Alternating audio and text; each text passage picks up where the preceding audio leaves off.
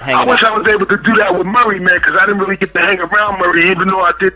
In the very beginning, before me and Murray got signed, me, Murray, and Moses Gunn used to ride around a lot and go like to wine dance and do studio demos. And then when I got Murray on and he worked with Eric Sherman, I didn't really get a chance to work with Murray, but Murray run with my little brothers, the Coopers, Sean Cooper, Keedy, and Sean Cooper, Keedy, and Wink Cooper. They run with him. So I put him on because I got brothers in Brooklyn. Back, my older brother's the one that knocked Suge out. Older brother. Okay. They older brother.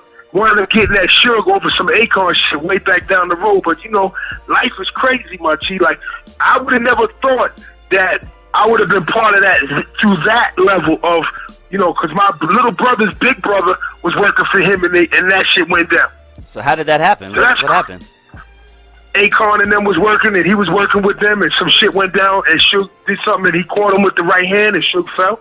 It's just like this. If you hit somebody in the chin and they don't know what's coming, you can get it. It doesn't matter who you are. Yeah. Your jaw is not meant to get hit. That's why you have a mouthpiece. And when you lock that mouthpiece in there, you can take a punch.